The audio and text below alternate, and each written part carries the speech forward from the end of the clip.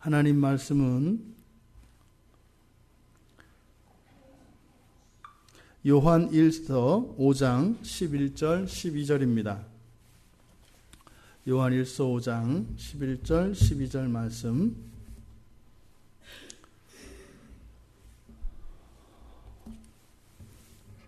우리가 한 목소리로 함께 읽겠습니다. 또 증거는 이것이니 하나님이 우리에게 영생을 주신 것과 이 생명이 그의 아들 아래 있는 그것이니라. 아들이 있는 자에게는 생명이 있고 하나님의 아들이 없는 자에게는 생명이 없느니라. 아멘. 예, 또 다른 증거라는 제목으로 설교하려고 합니다. 지난주에 바로 앞에 우리가 10절까지 살펴보았는데요. 앞에서 사도는 하나님의 아들을 믿는 자는 자기 안에 증거가 있다라고 얘기를 했습니다. 그리고 하나님을 믿지 않는 자, 그러니까 하나님의 아들을 믿는 자들은 자기 안에 증거가 있고, 이제는 하나님을 믿지 않는 자는 하나님을 거짓말쟁이로 만드는 것이라고 했습니다. 그러니까 하나님을 거짓말쟁이로 만든다. 이것은 심하게 이야기하면 이거는 신성모독죄를 이야기하는 것입니다. 그러니까 굉장히 강하게 얘기하는 것이죠. 이렇게 사도가 역설적으로 마치 구원받은 신자들을 향하여 구원받지 못한 자들과 같이 이야기하는, 이것은 바로 역설적 강조를 위한 역설법이라고 말씀을 드렸습니다. 이것은 무슨 말인가 하면 신자들의 불순종 그리고 신자들의 자기사랑, 그러니까 신자들의 자기사랑이라는 것은 하나님의 뜻과 상관없이 자기의 뜻대로 자기의 주관대로 살려고 하는 것입니다. 그것이 얼마나 하나님 아버지 앞에서 큰 잘못인지를 깨닫도록 하려고 하는 것입니다. 하나님의 아들이시라는 이 진리를 성령이 증언하셨고 또 성부 하나님이 증언하셨습니다. 그러니까 삼위일체 하나님이 바로 예수 그리스도가 하나님의 아들 되심에 대하여 또한 창조와 재창조의 주인이신 예수 그리스도라고 하는 그 증거를 통하여 우리에게 말씀하여 주셨습니다. 사도 요한이 지금 요한 공동체의 지체들에게 묻는 것입니다. 사람들도 증인이 두세 사람 있으면 그것이 유효한 증언이 되어서 그 말을 그대로 받아들이는데, 어떻게 너희들은 성부 하나님, 성령 하나님이 증거하시는데도 그것을 믿지 않는 사람들과 같이 살고 있는가? 그러니까 하나님의 증언을 믿는 것은 너무나 자연스러운 것이고 당연한 것입니다. 또한 이들은 이미 그것을 믿고 있는 사람들입니다. 그러면 믿고 있는 사람들은 자연히 순종하게 되어 있는데, 지금 이들의 삶 속에서는 그러한 순종이 나오지 않는다 이 말입니다. 오히려 적극적으로 불순종하며 그 불순종하는 이유에 대해서 오히려 항변하고 그걸 주장한다 이 말입니다. 왜 그러겠는가? 첫째로는 그 이유가 우리의 연약함이겠고요. 둘째로는 우리 안에서 역사하는 죄와 우리의 바깥에서 역사하는 사단의 속임과 강압에 의한 것입니다. 무슨 말이에요? 사단이 속이고 사단이 겁주고 죄가 속이고 죄가 우리를 스스로 겁먹게 하는데 우리는 또 연약해서 거기에 넘어간다 이 말입니다. 그래서 자기 꾀에 넘어지고 자기 발에 자기가 채여서 넘어지고 코피가 터지고 뒤통수가 깨지고 이런다 이 말입니다. 그러니 이 말을 지금 증거하는 사도 요한이 이 요한 공동체의 지체들을 향하여 얼마나 안타까운 마음이 있겠습니까? 우리는 그 불순종을 가볍게 여겨서는 안 됩니다. 당연한 것으로 여겨서는 안 됩니다. 이런 모순적인 이러한 삶, 이것을 우리는 이겨낼 수 있다는 겁니다. 이겨낼 수 있다는 그 믿음을 버리지 마라. 그런데 우리가 이렇게 예수 그리스도가 하나님의 아들이심을 믿으면서도 불구하고 마치 그리스도를 믿기 이전, 심지어는 믿지 않는 자들과 방불한 이런 불순종의 삶을 살아가는 것, 이것은 우리의 영적인 방심과 혼란으로 말미암습니다. 그것이 우리의 연약함이죠. 물론 예수 그리스도를 믿는 이들에게는 결코 정죄함이 없습니다. 예수 그리스도를 믿는 이들에게는 정죄함이 없어요. 그런데 이것이 결코 우리들의 방만한 삶을 묵인하는 것이거나 절제하지 않고 하나님의 말씀과 상관없이 그저 아주 일관되게 나의 생각과 나의 고집대로 살아가는 것을 보장할 권리를 보장하는 것은 아닙니다. 예수를 믿는 자에게 결코 하나님께서 다시는 지옥불로 던지거나 정죄하는 일이 없다라고 하는 이 말씀이 하나님과 상관없이, 하나님의 뜻과 상관없이 이제는 내 마음대로 살아야 된다 라고 하는 것은 결코 아니다 이 말입니다. 오히려 구원의 은혜를 받은 사람들은 예수님을 믿고 예수님을 사랑하며 예수님을 따라 살게 되어 있습니다. 그러니까 신자들의 고민은 무엇이어야 돼요? 그 예수님의 말씀에 온전히 합치되지 못한 삶을 살아가는 현재의 모순적 존재인 나, 그리고 그 말씀 사이에 이 갭을 메꾸기 위하여 좌절하되 절망하는 것이 아니라 하나님의 은혜를 구하며 끊임없이 그 하나님의 말씀을 따라 살기를 소원할 때 늘 나는 할 수 없다라고 하는 절망을 느끼지만 내 인생을 돌아보면 점점 하나님 말씀에 가까워져가는 나 자신을 보면서 나를 만져가시고 나를 새롭게 해 가시는 하나님을 보게 되는 겁니다. 그게 주님과 동행하는 거예요. 이렇게 지나가는데 갑자기 손이 확 뜨거워지고 막 이런 게 동행하는 게 아니다 이 말이에요. 가슴이 막 심장이 갑자기 뛰고 그럼 병원 가봐야 돼요. 그 성령 충만한 게 아니에요. 심장병이 생겼거나 뭐 지금 문제가 생긴 겁니다. 혈관 질환이 생긴 거예요. 주님과 함께 동행하는 것은 뭐예요? 주님의 말씀이 나의 인격이 되고 주님의 말씀이 나의 기쁨이 되어지고 그것이 나의 삶 가운데 이루어져 가는 거예요. 의무적으로 했던 이런 일들이 의무적인 것이 아니라 기쁨이 되어지고 의미가 되어지고 소원이 되어진다 이 말입니다. 나도 왜 그런지 나도 몰라요. 이게 주님이 나와 함께 동행하는 삶이지요. 바로 예수 그리스도를 믿는 사람들에게는 이러한 권세가 주어졌다 이 말입니다. 근데 왜 안 일어나요? 나는 안 일어나는데 왜 그러지? 둘 중에 하나예요. 다 뻔하지 않아요? 예수를 안 믿든지 안 하기로 작정을 한 거예요. 지금 구원 열차를 안 타고 막 차 타겠다고 하는 거예요. 대합실에서 좀 아직 할 일이 남아서 아이스크림도 사 먹어야 되고 대합실에서 오징어 땅콩도 먹고 친구랑 커피도 마시고 얘기도 좀 해야 되니까 뭐 구원 열차 아직 막차 남았으니까 막차 타고 가겠다 이거예요. 둘 중에 하나입니다. 지금 요한이 바라보고 있는 이 요한 공동체는 후자에 속하는 경우입니다. 지금 예수 그리스도를 믿지 않는 불신자들을 향하여 이 말씀을 전하는 게 아니에요. 사람이요, 얼마나 이 세상을 사랑하고 이 세상에 대한 사랑이 얼마나 무모하고 어리석으냐면 이런 경우들이 있습니다. 분명히 이 사람이 예수님을 인격적으로 만났어요. 내가 죄인이라는 걸 알았고 내가 소망이 없는 자라는 걸 알았습니다.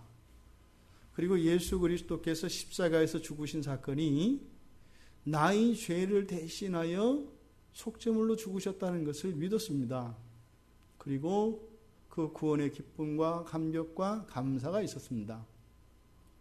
그리고 이제 그 뒤로 신앙생활이 계속 있었겠지요. 그런데 근근히 신앙생활을 하던 이 사람이 내 안에 정욕이 자라나기 시작했습니다. 너무 좋은 거예요. 끊을 수가 없는 거예요. 그러면 보통 그 사람들은 어떻게 하는 줄 아세요? 과거의 회심마저 부인합니다. 왜냐하면 지금 내가 정욕을 좇는 것이 합리화돼야 되거든요. 얼마나 무모한지 몰라요. 주님한테 편지 쓰는 거예요. 주님, 구원 제가 생각해보니까 하자가 있어서 반품 처리하니까 이거 AS에서 다시 돌려보내세요. 교환하시든지 아니면 수리해서 보내세요. 그리고 저는 잠깐 구원 없이 살아가고 있을게요. 말도 안 되는 거죠. 많은 분들을 제가 만나보고 이야기를 하면서 그런 것을 많이 느껴요. 특히 요즘 젊은 사람들이 더 그렇습니다. 특히 젊은 사람들. 자신들의 정욕에 대한 이 집념이 얼마나 강한지 몰라요. 그러니까 과거에 자기를 찾아와서 만나주신 주님을 부인해요. 만난 적 없다는 거예요. 그때는 그냥 내가 잠깐 그냥 그렇게 생각했었더라는 거예요. 그때는 내가 그랬다고 거짓말했다라는 거예요. 이게 그런 거죠.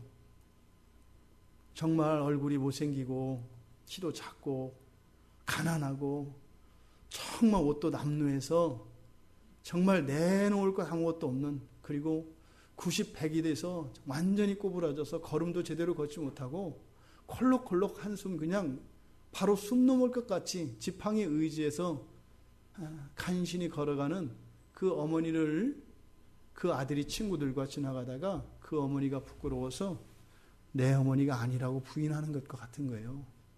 그렇다 해서 그 어머니가 자기 어머니가 아닌 게 돼요? 그렇다 해서 자기가 그 어머니의 뱃속에서 나온 게 부인이 돼요? 그리고 뭐라는 거예요? 나는 정말 부모가 있는지 몰라. 그 얘기는 뭘까요? 그 어머니를 나의 어머니로 인정하기 싫은 거예요. 왜요? 지금 당장 내 눈앞에 있는 정욕과 이 세상에 대한 쾌락과 즐거움을 따라가기 위해서 그것을 버리는 거다 이 말입니다. 얼마나 독한 게 인간인지 몰라요. 얼마나 잔인하고 얼마나 지독한지 몰라요. 지금 요한의 심정이 그러한 마음입니다. 율법은 더 이상 구원받은 자에겐 멍해가 되지 않습니다. 오히려 율법은 우리로 하여금 하나님이 기뻐하시는 것이 무엇인지를 알게 합니다. 하나님의 마음을 우리에게 가르쳐주는 좋은 정보인 것이에요. 그 구원의 은혜에 감사하며 그 하나님에 대하여 감사 표시를 하고 싶은 사람에게 어떻게 하면 하나님을 기쁘시게 할 수 있다라고 하는 것을 아는 것은 무거운 짐이거나 한숨이 되는 것이 아니라 이것은 기가 막힌 복음이 되는 겁니다. 아, 하나님이 이걸 하면 좋아하신다고? 하나님이 이걸 좋아하신다고? 그런데 그것이 우리의 힘으로 해야 되는 것이 아니라 또 하나님의 도우심으로, 성령의 도우심으로 그 일들을 할 수 있게끔 되어 있다 말입니다. 그러니 율법은 더 이상 우리에게 무거운 짐이 아닙니다. 또한 이 율법은 우리의 한계를 또한 알게 해서 구원받은 이후에도 끊임없이 하나님의 은혜를 구하며 하나님을 의지하며 살아갈 수밖에 없는 존재인 것을 깨닫게 해요. 그래서 어떻게 해요? 하나님께 은혜를 구하고 도움을 구하며 그 도움을 누리게 됩니다. 그러니까 하나님의 도움을 받으려면 어떻게 해야 돼요? 먼저 하나님의 말씀을 따라 살고자 하는 소원이 있어야 되고 그 소원에 따른 의지적 결단이 있어야 합니다. 그러면 어떤 일이 일어나요? 실패해요. 안 된다는 걸 안다 이 말이에요. 그리고 나서 그게 되는 걸 알아요. 그러면 그것이 하나님의 도우심이다라는 것을 알게 됩니다. 그래서 하나님의 뜻을 따라 살지만 결국 그것이 하나님에게 또 다른 신세, 또 다른 은혜를 있게 한다 이 말입니다. 그러니까 율법은 일시적으로는 우리에게 좌절을 주고 낙심케 하지만 결국에는 그것을 통하여 우리를 승기로 올라가게 하는 거예요. 그 일을 또한 우리들이 직접 이루어야 한다면 그 또한 우리들의 멍해가 되지 않겠습니까? 성령이 함께 하신다니까요. 성령이 도와주시려고 해도 뭐라고요? 잠깐만 있어봐요. 내가 지금 아직 정리가 안 됐으니까 정리되고 나서 하자고요. 이러는 거죠. 지금 구원받은 신자들임에도 불구하고 이들에게 이러한 영적인 혼란이 있었습니다. 그래서 11절에서 또 다른 증거에 대해서 이야기하는 거예요. 또 증거는 이것이니, 이때 또 증거는 이것이니, 또 다른 증거, 그리고 그 증거, 이건 뭘 말하는 걸까요? 우리에게 영원한 생명을 주신 것과 이 생명이 예수 그리스도 안에 있는 그것이 증거라고 얘기를 합니다. 우리에게 영생을 주신 것, 그리고 그 생명이 예수 그리스도 안에 있는 것, 그것이 또 다른 증거라고 얘기를 해요. 근데 여기서 말하는 또 증거는 이것이니, 그러니까 또 다른 증거에 대해서 말하는 이것은 앞에서 9절에서 이어지는 겁니다. 9절에서 하나님이 증거하시는 것이 하나님의 아들에 관한 것이라고 했지요. 하나님이 증거하시는데 그것은 하나님의 아들에 관한 것이다. 그리고 쭉 이야기하셨단 말이죠. 그리고 이제 여기에 붙는 겁니다. 그리고 또 다른 증거가 있으니, 즉 증거하시는 것이 또 있으니, 이 말이에요. 그러니까 총 3가지를 여기서 말하고 있죠. 그러니까 하나님이 증거하시는 것은 바로 하나님의 아들에 관한 것인데, 하나님의 아들에 관한 것이고, 또 두 번째는 뭐예요? 우리에게 영생을 주신 것이고, 또 세 번째로는요, 그 생명이 예수 그리스도 안에 있다. 그 생명이라는 것은 뭐예요? 영원한 생명을 말하는 것이죠.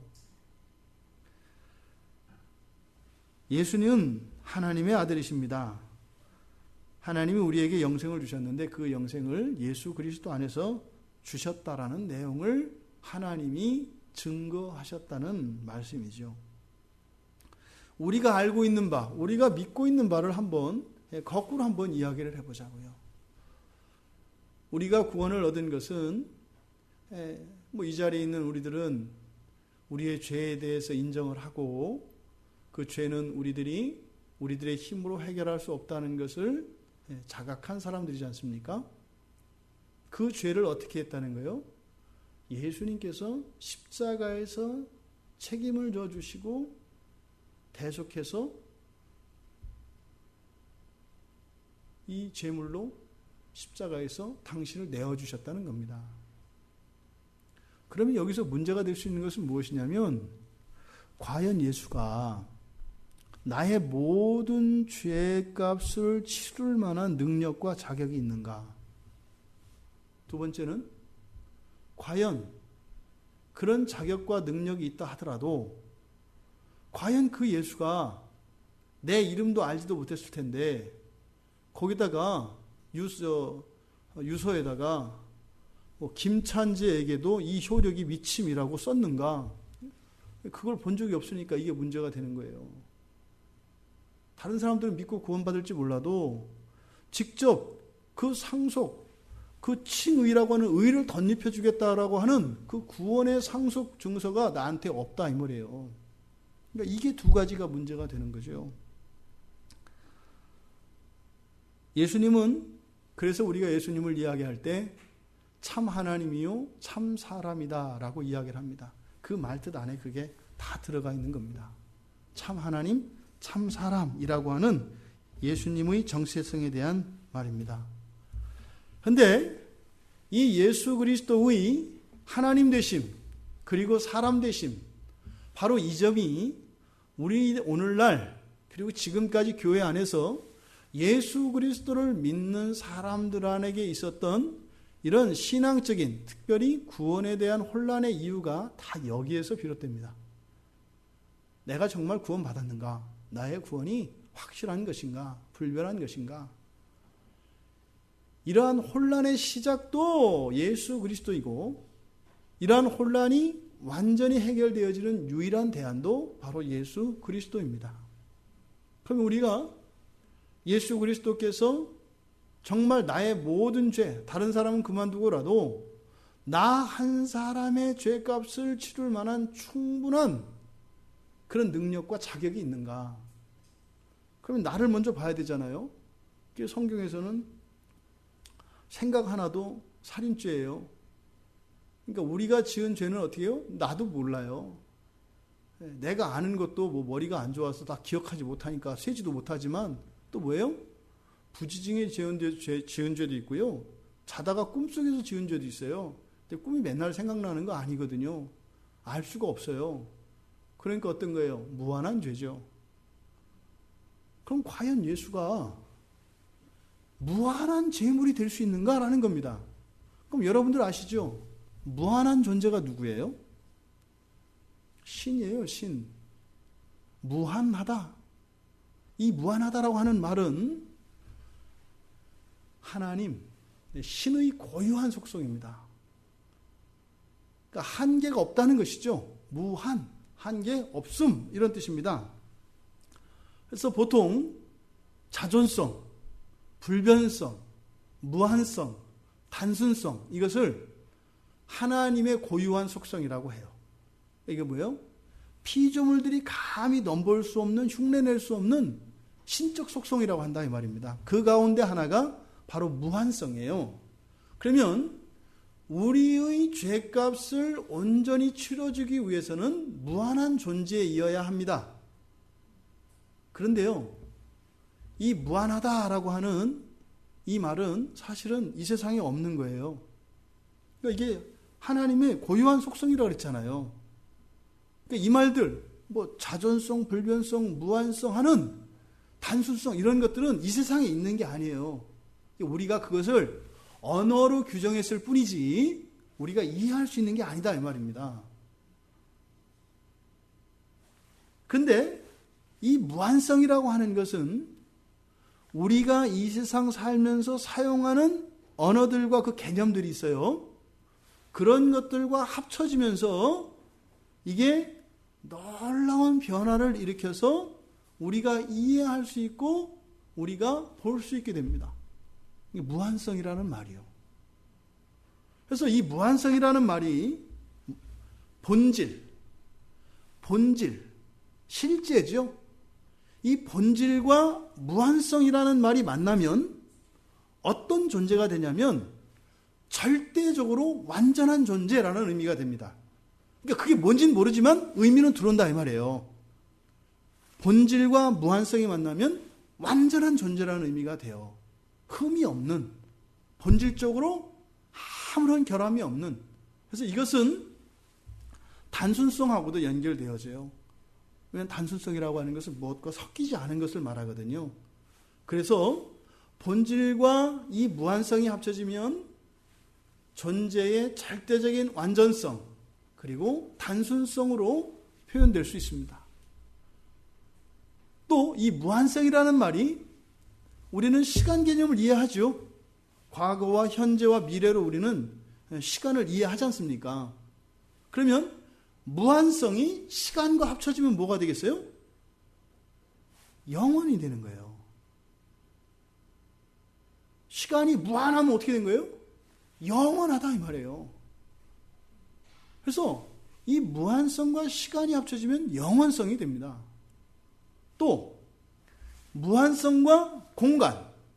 우리는 3차원을 살아가니까 지금 이 입체, 이 체적 안에서 가로, 세로, 높이라고 하는 3차원 이 공간을 살아간다 이 말이에요. 하나님이 천지를 창조하실 때 궁창을 지으셔서 공간이라고 그랬지 않습니까?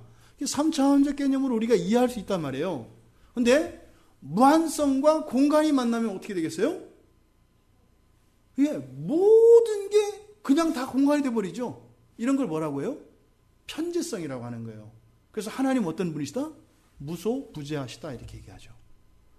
그러니까 이 무한성이라고 하는 말을 왜 본질과 시간과 공간과 합쳐지면서 일어나는 이 변화에 대해서 말씀을 드렸냐면 바로 예수 그리스도께서 무한 본질을 가지신 분이기 때문에 그분은 어떤 분이라고요? 절대적으로 완전한 존재이다 이 말입니다. 그리고요, 시간과 공간 속에서 그 무한 본질을 가지신 그 예수님은 바로 우리의 삶 속에 영원한 분으로, 그리고 언제나 어디나 계신 분으로 우리에게 이해되어진다 이 말입니다.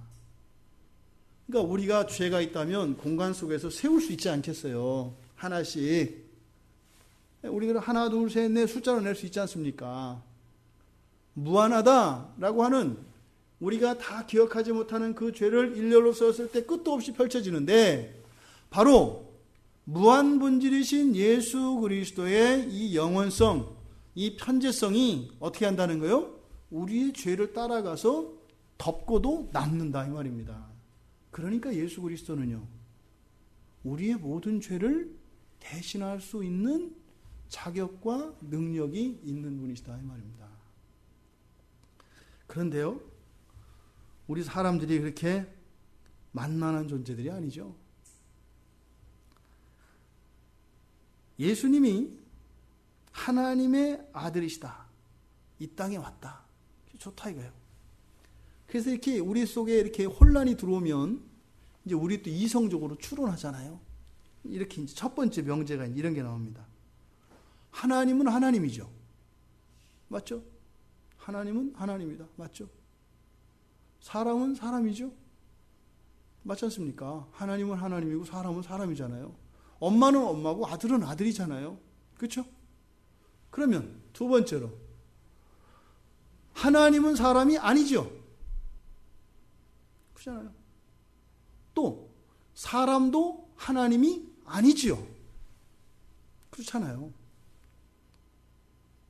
예, 의심하지 마세요. 그 당연한 얘기입니다. 논리에서. 예, 하나님이 사람이 아니고 사람이 하나님이 아닌 건 당연하죠.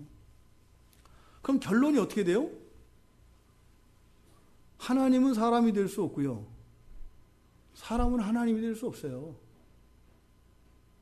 이게 우리들이 갖는 논리적인 추론이고 이게 맞는 얘기입니다.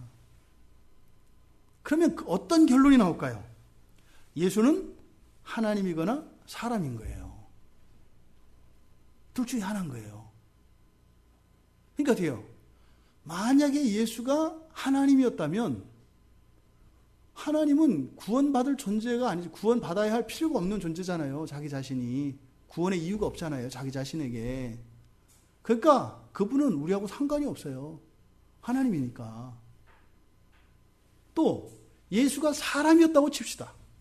그러면 뭐 성경에서 막 그렇게 믿음의 대상이 이런 거니까 뭐예요? 아, 예수는 구원받았나 봐요. 근데 예수는 사람이죠. 사람으로서 구원을 받았기 때문에, 아, 그럼 예수에 대한 기록과 예수의 말씀은 뭐예요? 자기가 먼저 구원을 이루고 그 구원에 이르는 길, 그 진리를 여기다 기록을 해놓은 거예요. 어떻게 해요? 그래서 후대의 사람들이 그 말을 듣고 그대로 따라서 오기만 하면 예수처럼 구원받을 수 있다라고 하는 거죠. 기독교가 아니죠. 불교나 기독교나 똑같이 되어버린 거예요. 그러면서 뭐라 그래요? 종교는 다 똑같다 이렇게 얘기하는 겁니다. 그러니까 지금 우리들의 마음속에는, 우리들의 생각 속에는 항상 이런 생각이 있어요. 그래서 인간은 그 누구도 다른 사람이 그 인간의, 그 사람의 죄를 대신해 줄 수 없다. 이게 우리 안에 확고하게 자리 잡고 있습니다. 그 누구도 내 죄를 대신할 수는 없다. 그럼 결국엔 뭐예요? 내 죄의 문제는 내가 해결해야 되는 거예요. 하나님 마음은 내가 알겠는데 그렇게 되는 게 아니다 이 말이에요. 하나님 뜻대로 됐으면 좋겠는데 안 되는 거예요. 그래서 어떻게 해요? 내가 나를 구원해 준 거예요. 하지만 예수님이 그 길을 가르쳐 주신 거에 대해서는 우리가 감사해야 되는 거죠. 그래서 소망이 있는 거죠. 길이 있으니까. 근데 맨날 하려고 해보지만 안 되는 거죠. 나중에 짜증나는 거죠. 그러면 그 구약의 율법이나 뭐 믿음으로 구원받는다며, 믿음으로 구원받는다고 하면 내가 그러면 예수를 믿으면 예수가 가르쳐준 그 길을 따라 내가 살 수 있다는 거고 내가 구원을 이룰 수 있다는 거 아니야. 근데 안 되네 뭐. 그 믿음으로 구원받는 거 그 거짓말이더라고. 내가 해봤는데 아니야. 이렇게 하고 떠난다 이 말입니다. 그리고 나서 뭐예요? 이제 그럴 때 이제 목사님들이 그래도 믿으십시오 이러면 이제 그런 거죠. 왜 자꾸 종교를 강요하세요? 뭐 이런 거죠. 그게 강요한다고 돼요? 내가 뭐 믿기 싫어서 그래요? 그렇게 되는 게 아니잖아요. 결국에는 이렇게 되면 어떻게 돼요? 이 구원을 내가 알아서 해야 되니까 그러면 이 어떻게 쓰든지 구원을 이루기 위해서 견고한 자아, 튼튼한 자아가 필요해요. 굳센 자아, 아주 강한 의지력을 가지고 있는 자아가 필요해요. 그래서 자기 자신에게 야, 너 예배 잘 드려야 되겠다. 너 기도 열심히 해야 되겠다. 성경 많이 봐야 되겠다. 착한 일 많이 해야 되겠다. 이렇게 얘기를 한다 이 말이에요. 그리고 어떻게 돼요? 하죠. 근데 하다 보면 하기 싫어질 때가 와요. 또 그것도 막 하기 싫은 것도 아닌데 보면 내가 안 하고 있어요. 바로 이렇게 인간의 이성의 그 사색의 미로의 순환이 있어요. 인간의 이 사고 속에는 우리를 이렇게 이성적으로 논리적으로 딱 따라가는 것 같은데 그걸 따라가다 보면 어느 한순간 어떻게 해요? 그 벗어날 수 없는 미로의 사고의 미로의 늪으로 우리를 딱 던져버려요. 그럼 그 안에서 못 태어납니다. 거기에 빠져버리는 거예요. 자기 논리로 아무리 생각을 해봐야 그게 메비우스의 띠란 말이에요. 메비우스의 띠를 걸어가면 안과 밖이 없잖아요. 안에서 아무리 밖으로 벗어나려고 걸었는데도 걸어도 아니에요. 가만히 있지 않았거든요. 계속 걸었거든요. 또 반대로 밖에서 안으로 들어가려고 계속해서 열심히 걸어가는데 걸어도 바깥면에 있는 거예요. 근데 바깥이냐 아니냐는 뭐예요? 자신의 사고, 자신의 전제가 결정을 하죠. 자신이 서 있는 자리, 자기가 생각하는 자리가 안이 되기도 하고 밖이 되기도 합니다. 이 메비우스 띠는 안은 아니고 밖은 밖이죠. 안과 밖이 있는 게 아니죠. 이게 인간 이성의 함정입니다. 바로 이러한 그 무한궤도와 같은 인간 이성의 늪에서 벗어날 수 없는 상태, 이것을 죄인이라고 하는 거예요. 결국에는 엄청나게 노력을 하고 엄청나게 했는데 예수님이 2000년 전에 오실 때 하신 말씀이에요. 죄인들을 구하러 왔다. 너희들 스스로 할 수 없는 거라서 내가 너희들 대신 너희들을 구원해 주는 거야 라고 말씀하신 것이에요. 이게 십자가입니다. 이 십자가는 우리에게 아무런 이유가 없어요. 진짜로 없어요. 진짜로.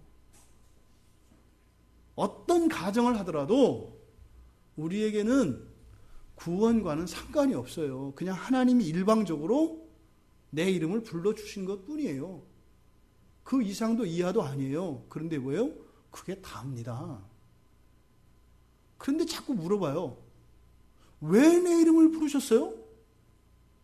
그래도 예수님이 무슨 목적이 있으니까 그랬을 거 아니에요? 어떻게 아무 이유 없이도 그렇게 나를 내 이름을 부를 수가 있어요? 이게 바로 우리들의 죄성입니다. 그저 이름을 불러주셨을 때 아멘 할 수 있는 이 믿음, 이것이 또한 하나님이 주시는 것이죠. 우리가 의지적으로 그렇게 발휘되어지는 것은 아니죠. 지난번에 우리가 수요일날 믿음에 대해서 한번 이야기할 때 그랬잖아요. 하나님이 우리에게 믿음을 주셔서 믿음을 따라 살아가기로 결단했을 때 우리 마음속에 불안이 있다 없다? 있다. 의심이 있다. 100%의 믿음이 아니다. 거기에는 우리의 의지가 참여한다 이 말이에요. 그 의지라는 것은 뭐예요? 악한 의지예요. 그 의지는 불안한데 참는 거예요. 믿는 척한다 이 말이죠. 그런데 믿음 따라 살았는데 그 믿음이 우리의 삶 속에 성취가 되어져요. 그럼 그때 어떻게 해요? 그 속에 있었던 불안은 겉으로 안 드러냈기 때문에 봐봐, 하나님은 반드시 이루시지? 자기한테 하는 말이죠. 그렇게 하면서 믿음의 확신을 갖는 겁니다. 이거 봐, 기도하니까 되잖아. 점점 쌓이면서 믿음의 확신이 커갑니다. 그래서 우리가 보통 믿음이 자란다라고 하는 것은 뭐세요? 믿음의 확신이 커가는 거다 이 말이에요. 그래서 우리가 말하는 믿음과 믿음의 확신 사이에는 시간적 공백이 있다. 시간적 공간이 있다. 그리고 이 안에서는 경험이 있다. 이게 중요하다. 그런데 이 경험은 뭐다? 믿음을 따라 위험을 감수하고 실패를 감수하고 의지적으로 내 발을 내딛는 의지적 실천이 필요하다. 결단이 필요하다. 처음부터 된다? 안 된다. 벌벌 떨려서 뒤질까 말까 하다 다시 되돌리고 원래 몇 번 하는 거다 다. 근데 결국엔 어떻게 한다? 뒤져보면 살짝 발끝만 이렇게 뒤져보니까 밑에 허공이 아니고 뭔가가 이렇게 발끝에 걸리는 거죠. 이렇게 살그머니 힘을 줘보니까 발바닥 전체가 밟히는 거죠. 그래서 딱 밟고 역시 믿음이 이기네 이렇게 하는 거죠. 근데 그 고백이 나올 때 이미 뭐예요? 하나님께서 그 믿음을 이루신 거죠. 그러니까 믿음은 후불입니다. 후불. 하나님이 먼저 이루시고 우리가 지불하는 게 믿음이에요. 믿음으로 내서 이렇게 바꾸는 게 아니라 실제로 우리가 믿음의 확신을 가지고 살아가는 그런 것들은 이게 반복되다 보면은요. 이 믿음의 확신이 커지면 그것보다 작은 분량에서는 어떻게 해요? 이제는 담대하게 살아갈 수가 있게 되는 거죠. 그런 사람들은 어떤 사람들이에요? 더 그러니까 믿음의 확신이 큰 사람들은 하나님께 빚이 더 많은 사람들이죠. 그러니까 그 사람들이 자랑할 수 있어요? 없어요? 없어요. 이게 믿음의 확신이 우리 그리스도인들을 만들어가는 겁니다. 그래서 믿음이 커가면 커갈수록 어떻게 돼요? 점점 겸손해지고 온유해져 간다니까요. 왜요? 자기가 하는 건 없고 맨날 의심밖에 없다는 걸 알아요. 그런데 하나님께서 믿음을 따라 이루시는 것을 경험하기 때문입니다. 예수님이 이 세상에 오신 이유가 바로 그것이라고 하셨어요. 우리 인간 스스로 구원할 수 없어서 구원받으려고 해도 그런 대안이 없어서 하나님의 주권으로 그 은혜로 우리를 구원하시기 위해 오셨다고 하는 것입니다. 지금 여기서 바로 아들 안에 있는 그 생명, 아들이 있는 자에게는 그 생명이 있고 아들이 없는 자에게는 생명이 없다. 예수 안 믿는 사람들은 다 죽었어요? 살아있잖아요. 시퍼렇게. 근데 여기서는 지금 하나님의 아들이 없는 자, 믿지 않는 자들이거든요. 이들에겐 생명이 없다 그래요. 그러니까 이 생명은 바로 그 생명을 말하는 것이겠죠. 그 생명은 영생을 말하는 것입니다. 하나님께서 우리에게 영생을 주셨답니다. 예수 그리스도 안에 그 생명이 있답니다. 우리에게 잠시 잠깐의 아침 안개와 같은 그런 한순간 살다 사라지는 그런 생명이 아니라 바로 신적 본질에서 말미암은 영원한 생명을 우리에게 하나님께서 주셨다고 우리에게 증거하셨다는 것입니다. 이것의 증거의 클라이막스가 뭐예요? 바로 그리스도 예수의 부활입니다. 그래서 이 부활은 우리 기독교의 핵심입니다. 무한 본질이신 예수 그리스도가 시간 속에서 점유하시는 영원성과 그 본질 속에서 가지시는 완전성 그리고 그 편재성이 우리의 구원을 보증할 뿐만 아니라 그 보증에 대한 증거로 죽은 가운데서 부활하신 것이에요. 전에 한번 말씀드렸죠. 성경에 죽었다 살아난 사람이 예수님만 아니죠.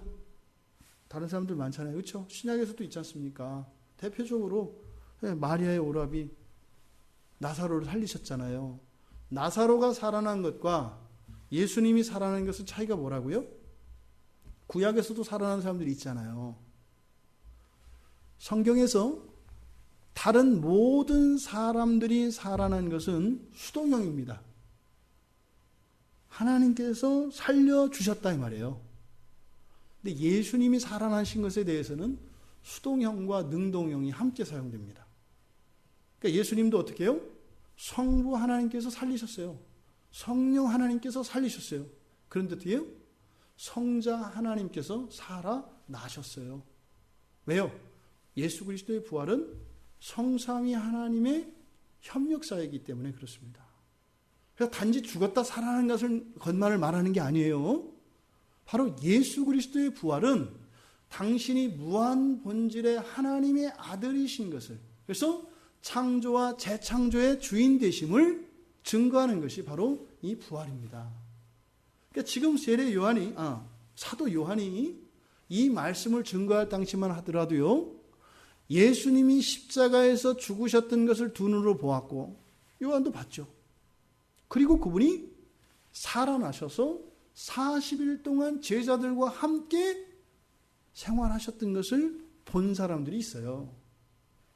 지금 이들에게 향해서 바로 이 영생의 문제를 이야기하는 것은 바로 예수 그리스도의 역사적 부활에 대한 기억과 그 역사적 부활에 대한 증인들을 전제로 하고 있는 것입니다. 그러함에도 불구하고 이들이 어떻게 했어요? 헤매고 있는 겁니다. 왜요? 주님이 다시 오실 때까지 이 세상은 마귀 사탄과 우리 안에서 역사하는 죄와 끊임없는 영적 투쟁 상태입니다. 주님 오시는 날을 늦추게 하기 위해서입니다. 여러분, 예수 그리스도 안에 있는 그 영생을 누리시기 바랍니다. 그 믿음이 없다면 믿음을 구하십시오. 그 믿음을 달라고 하나님께 구하십시오.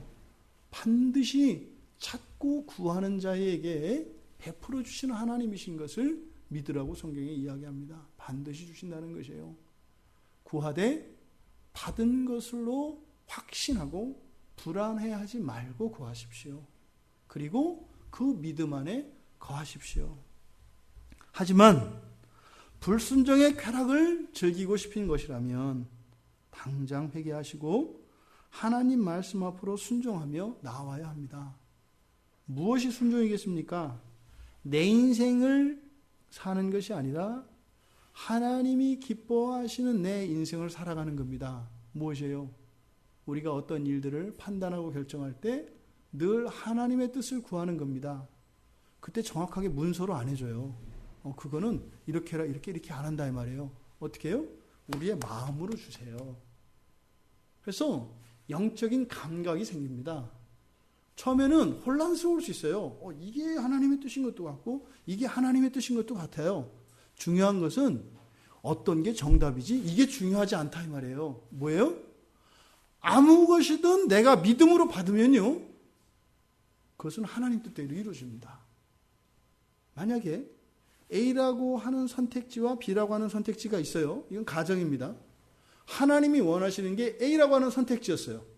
근데 내가 판단 미스로 아직 영적인 감각이, 분별력이 온전하지 못하니까 B를 선택할 수 있지 않겠어요? 하지만 나는 믿음으로 이걸 선택했다 이 말이에요. 무슨 말인지 아시죠? 중요한 것은 A냐 B냐가 아니라 뭐라는 거예요? 믿음으로. 다시 말해서 이것을 결정한 이유가 하나님의 뜻이라는 믿음에서 결정했는가를 얘기하는 거예요. 그럼 이 결과는요, 하나님이 책임지세요. 그게 믿음이에요. 그러니까 어떻게 해요? 모든 기도는 다 응답이 되는 거예요. 하나님의 뜻은 반드시 이루어지거든요. 근데 우리는요, A인가? B인가? 기도하다가 A 같았어요. A 맞아. 눈 뜨고 나가면서 계단 밟다가 삐끗하면서 B면 어떡하지? 이제 말려들기 시작하는 거예요. 밤새 A, B가 이제 막 로타리 순환합니다. A, B, A, B, A, B, A, B, A, B. 에라 모르겠다. C 뭐 이러는 거죠. 중요한 것은 뭐다? 우리는 판단 착오가 있을 수 있습니다. 중요한 것은 뭐다? 믿음으로 한 걸음 내딛는 것이 중요하다. 만약에 잘못된 길이면 하나님이 바꾸세요. 하나님이 바꾸신단 말이에요. 만약에 이스라엘 백성이 광야에서 물론 죄로 인해서 40년을 뱅뱅 돌았지만 그들이 움직이지 않고 그 성소에서 그 구름기둥, 불기둥이 움직이기 시작할 때 따라가지 않고 지금 진짜 움직여야 되는 건가 뭔가 이러면은 막 불기둥이 돌아갔다 다시 오지 않겠어요? 안 오니까? 제자리에 있다 이 말이에요. 따라가면 하나님께서 여러분의 인생을 책임지시고 여러분의 인생을 붙잡고 계시다는 것을 믿으시기 바랍니다. 사망의 골짜기로 가는데 안 죽는 거예요. 이게 믿음으로 신나게 살아가는 겁니다. 바로 여기서 말하는 영생은 이겁니다. 이미 영원히 살아갈 자들인데 왜 지금 당장 죽을 거를 걱정하는가 이 말이에요. 무슨 말이에요? 영생을 얻었는데 왜 당장 이게 한 발을 내딛으면 죽을 거라 생각하냐 이 말이에요. 그렇지 않다 이 말입니다. 실수를 두려워하지 마십시오. 또 여러분들의 정욕의 속임에 넘어가지 마십시오. 믿음을 따라 이겨내십시오. 그러면 예수 안에 있는 그 영생의 신비와 그 영생을 이 세상 가운데서 누리면서 살아갈 수 있게 되는 것입니다. 뒤이어서 바로 이 영생에 대해서 추가로 사도 요한이 이야기를 합니다. 여러분, 단지 여러분들이 지금 살아있는 것으로 만족하지 마시고 하나님께서 여러분들에게 주신 그 영생을 누리시기를 바랍니다. 이미 여러분들에게 주어져 있습니다. 그 영생의 이유는 여러분에게 있는 게 아니라고요. 우리 주님께 있다고요. 그러니까 자꾸 이렇게 부탁하게 되잖아요. 제발 예수님 좀 믿어주세요. 근데 이런 얘기는 우리끼리 하는 거죠. 불신자들에게는 제가 미쳤어요? 그런 얘기 안 합니다. 그런 사람들한테 제가 비싸게 굴죠. 여러분들은 이미 예수 그리스도의 이름을 부른 자들이고 예수 그리스도께서 여러분들을 인친 자들임을 믿으시기 바랍니다. 그리고 그 믿음 따라 살아가십시오. 그럴 때 날마다 여러분들이 삶 속에서 그 영생을 경험하며 예수 그리스도 안에서 허락하신 영생의 능력을 맛보며 살아가시게 될 것입니다. 바로 이 사도 요한이 기껏 그 영생을 선물로 하나님께서 주셨는데 그것을 팽개치고 영생이 아닌 그런 한 모금 생명으로 다시 돌아가려고 하는 그런 어리석음을 범하고 있는 요한 공동체의 지체들을 향하여 간절히 호소하고 있습니다. 여러분, 또 다른 증거, 그것은 바로 우리 안에 우리에게 영생이 있다는 것입니다. 그리고 그 영생은 예수 그리스도 안에 있다는 것입니다. 예수 그리스도 안에 있는 그 영생을 누리시는 여러분들 되시기를 주님의 이름으로 축원드립니다. 우리 말씀을 생각하며 잠시 기도